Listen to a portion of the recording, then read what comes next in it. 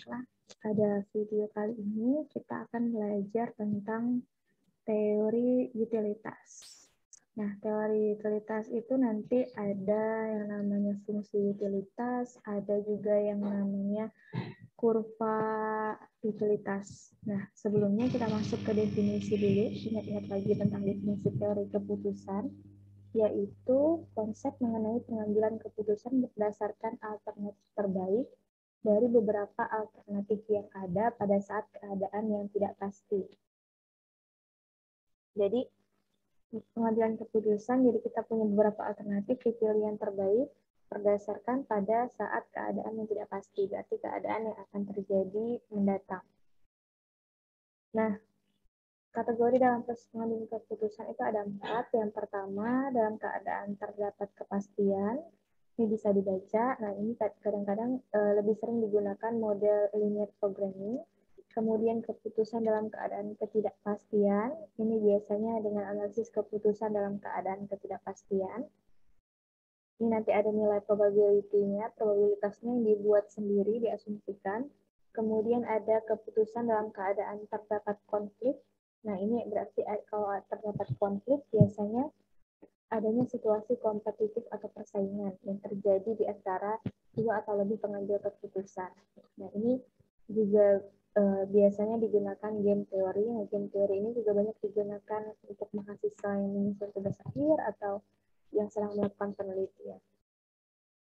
Kemudian kategori yang terakhir adalah keputusan dalam keadaan terdapat resiko. Nah, informasi yang diperoleh tidak lengkap dengan diketahui nilai probabilitasnya. Biasanya model yang digunakan adalah model keputusan probabilistik.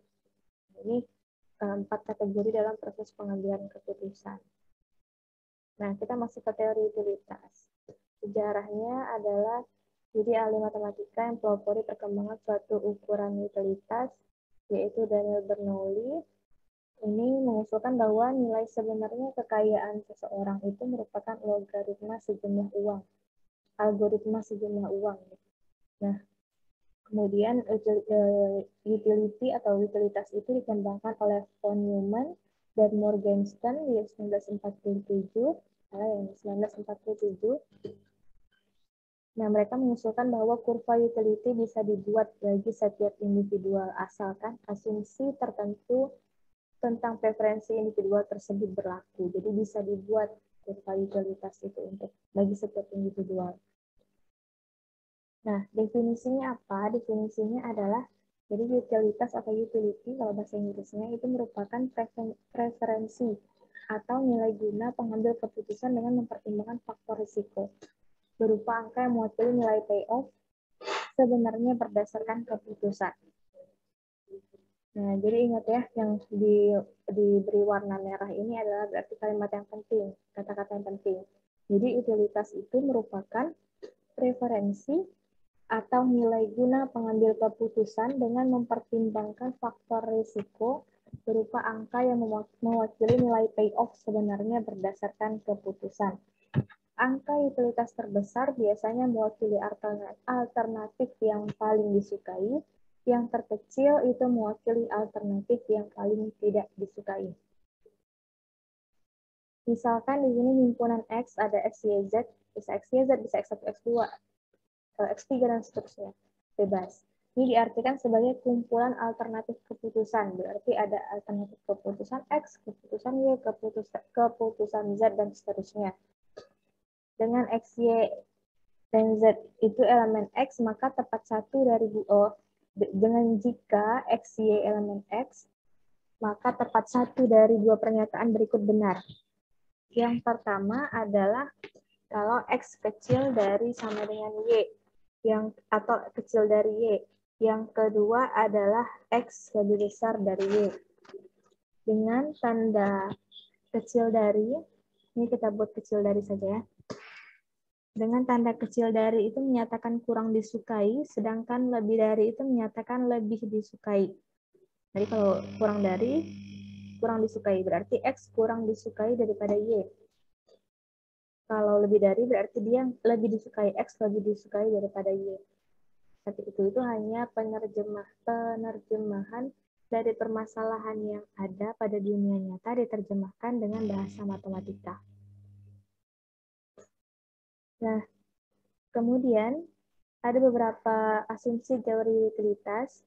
Ini kalian bisa baca juga sendiri. Yang pertama adalah peringkat preferensi. Nah, di sini jumlah alternatifnya terbatas. Misalnya terdapat alternatif X dan Y. Maka asumsi utilitas pengambil keputusan adalah X kecil dari Y atau X besar dari Y. Hanya dua misalnya alternatifnya. Maka hanya ada dua pilihan.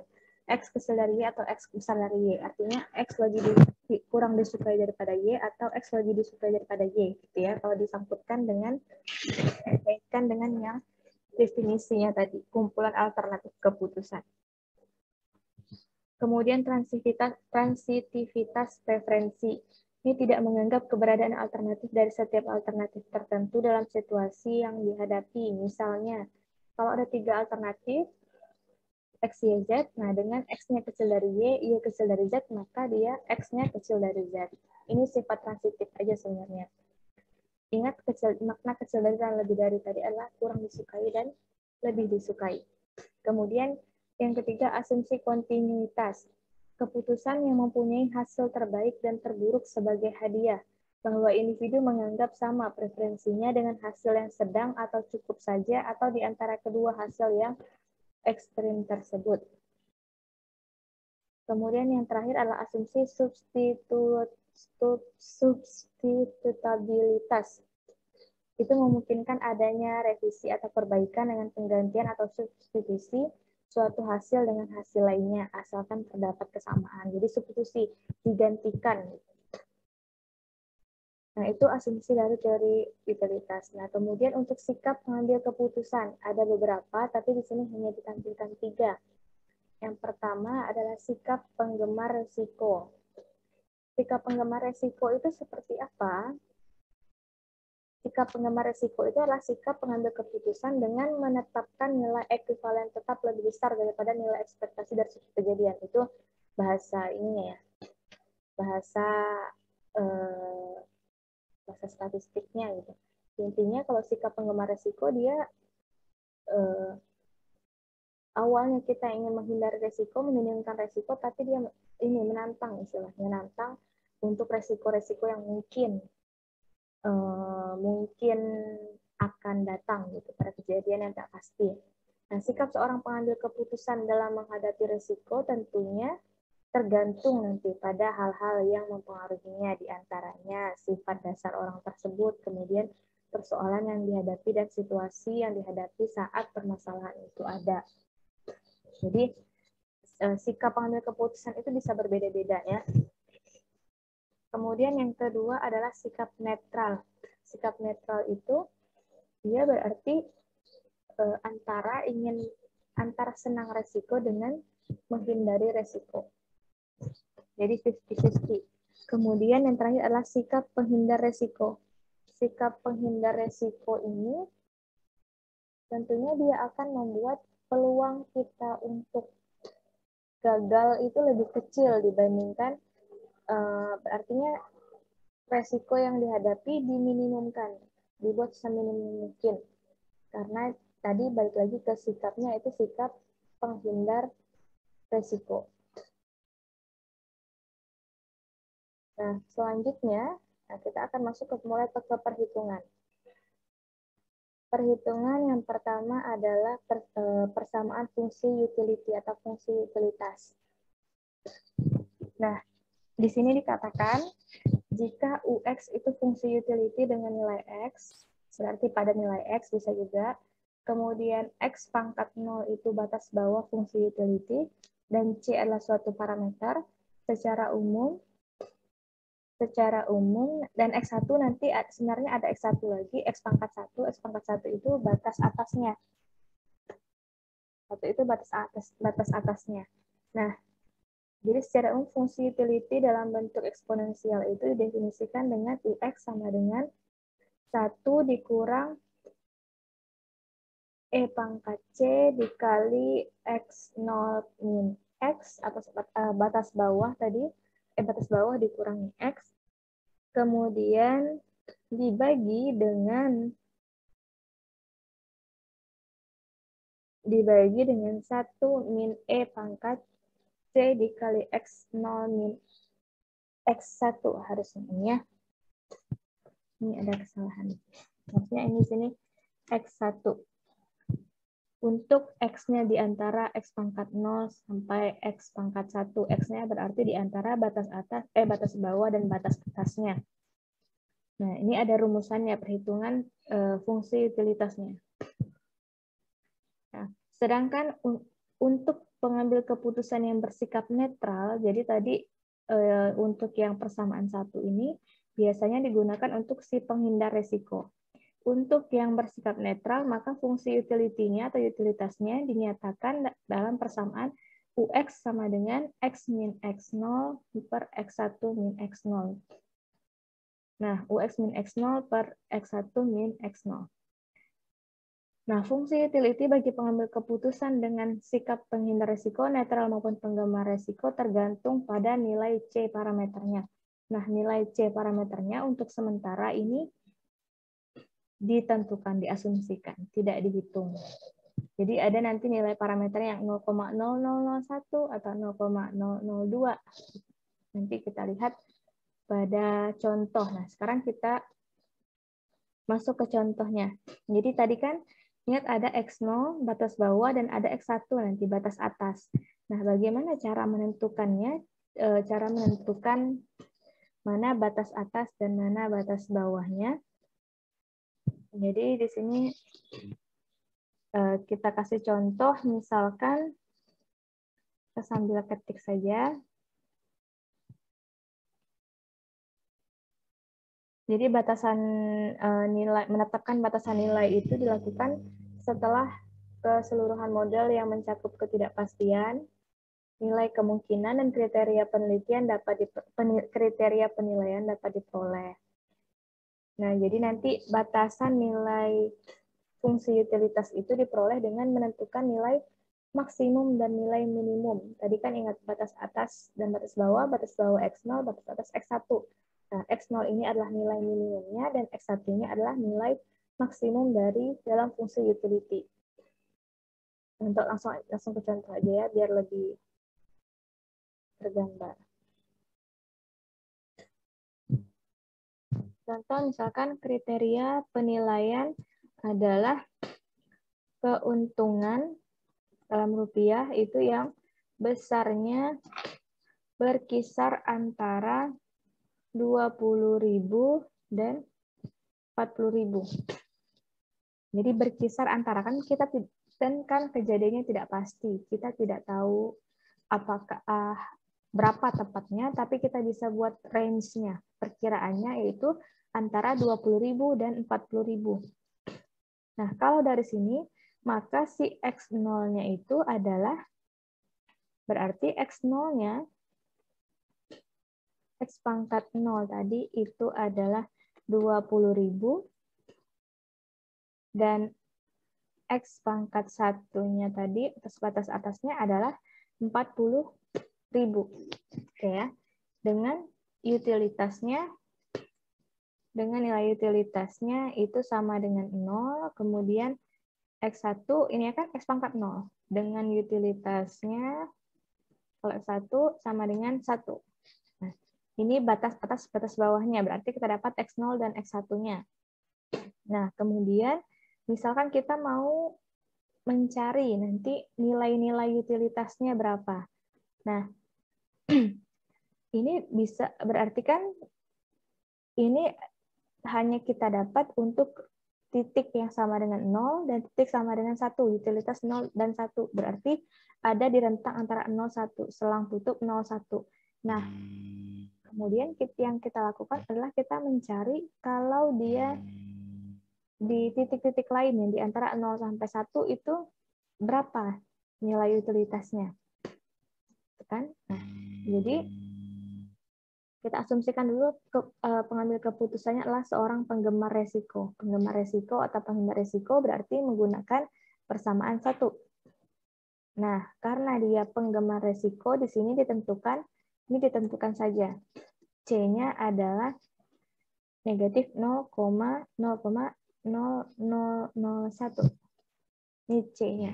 Nah, dengan menggunakan rumus yang tadi, persamaan 1, maka kita dapatkan nilai UX-nya tadi kan rumusnya, kita kopas saja ya.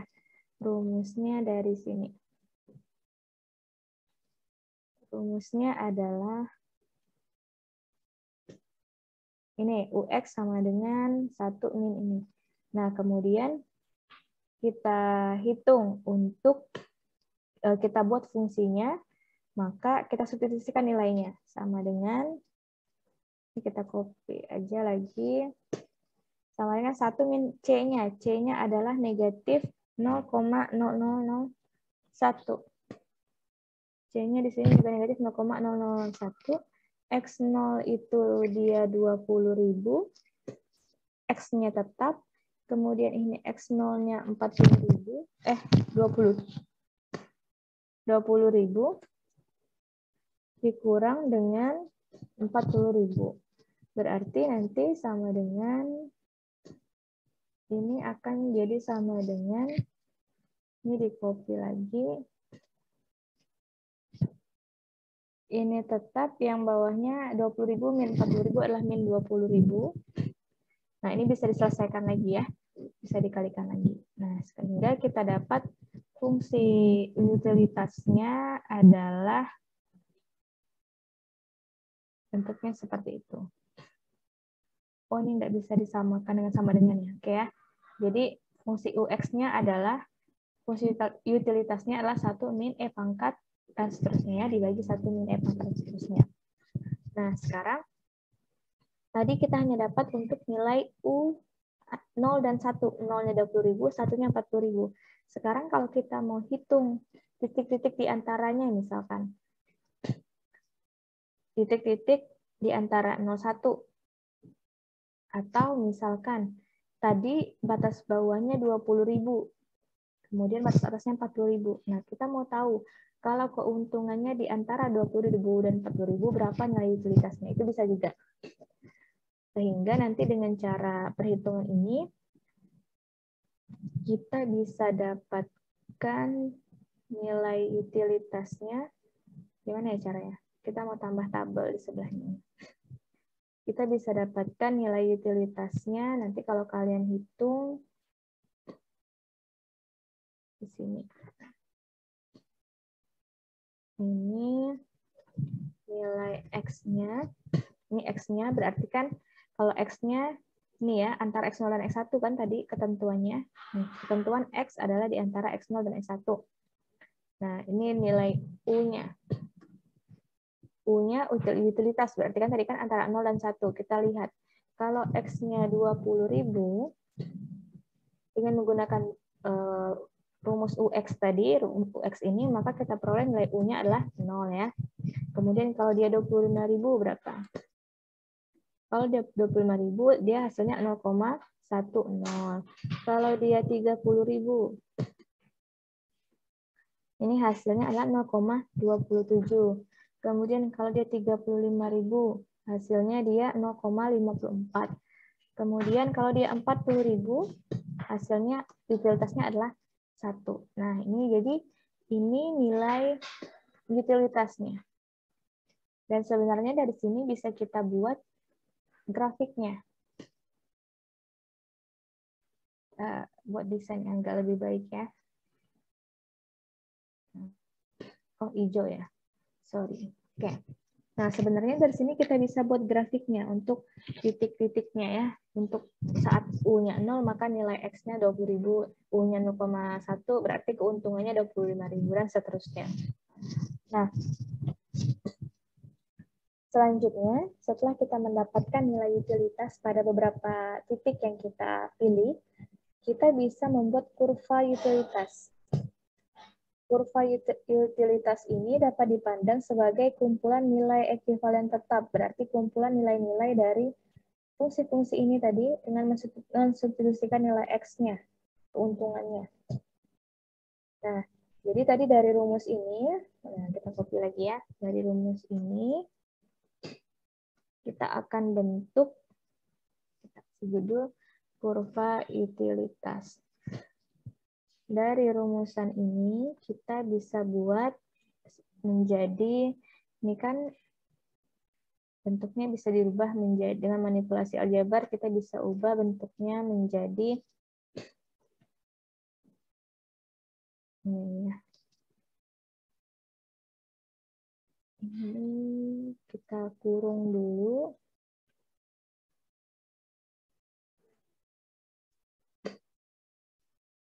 Ini kita kurung, kemudian ini U, ini sama dengan ini ya, 1 min, oke ya, 1 min E pangkat C, X0 min X. Ini sama dengan, kemudian kita lonkan ke dua ruas, maka kita dapat ini jadinya lon,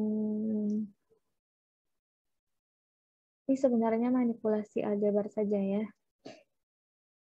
Satunya kita pindahkan jadi lon 1 min ini, 1 min, oke ya, 1 min E pangkat C X0 min X1 dikali U. Ini sama dengan, ini berarti ln sisa ini.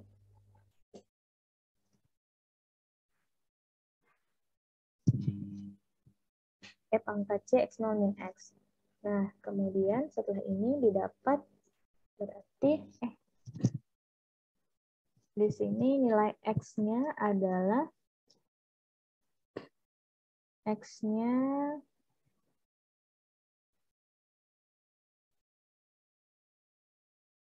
adalah X0 dikurang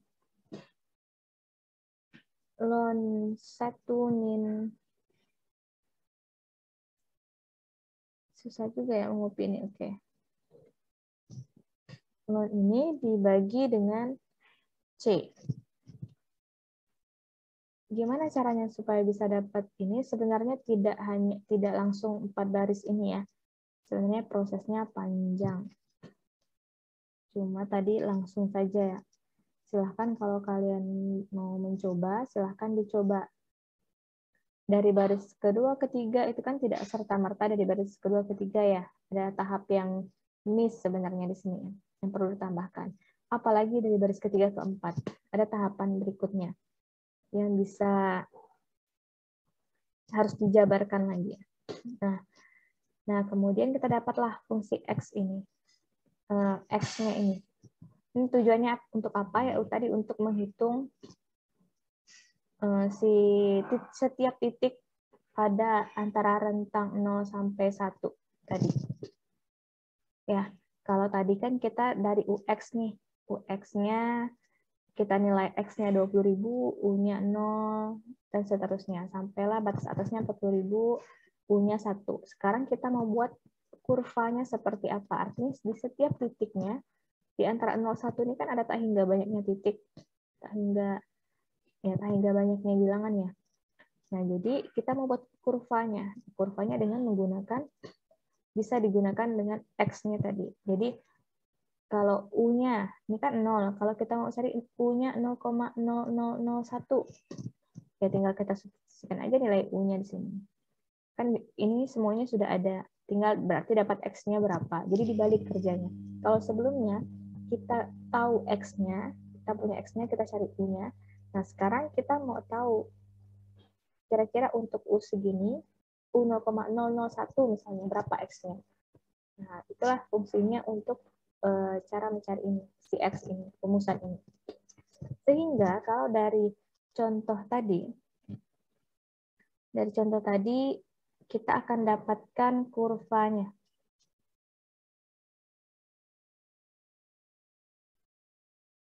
Kurvanya bentuknya akan seperti ini. Sebentar.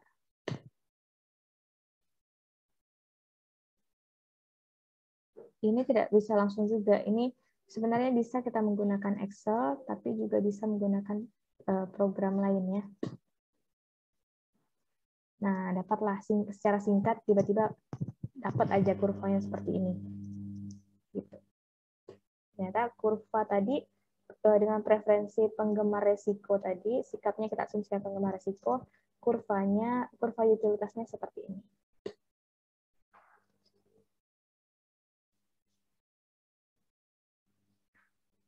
Oke, jadi ini untuk sumbu X-nya itu adalah nilai X-nya. Berarti dalam hal ini dia 20.000, 25.000, 30.000, sampai 40.000. Berarti ini ada titik-titiknya, setiap titik di sumbu X-nya ada nilainya. Kalau sumbu Y-nya adalah nilai U-nya, antara 0 sampai 1. Ini 0, berarti ini 1. Titik-titiknya. Nah, jadi kurva utilitasnya seperti ini. Dengan cara membuat yang tadi. Nah, untuk tentang teori utilitas, sampai sini dulu videonya. Silahkan kalian kerjakan untuk masing-masing permasalahan yang sudah kalian buat. Kalian asumsikan saja nilai-nilainya seperti nilai C dan posisikan kalian mengambil sikap yang mana. Apakah penggemar resiko, netral, atau penghindar resiko. Dan tentunya harus ada alasan dari pengambilan sikap tersebut. Gitu ya. Jadi untuk video ini sampai sini dulu. Terima kasih, selamat belajar dan selamat mencoba. Oh ya, untuk referensinya banyak bisa kalian cari di Google atau di buku tentang teori utilitas. Karena tadi memang yang saya sampaikan hanya contoh kecilnya saja. Untuk lebih lengkapnya bisa dibaca-baca lagi. Terima kasih.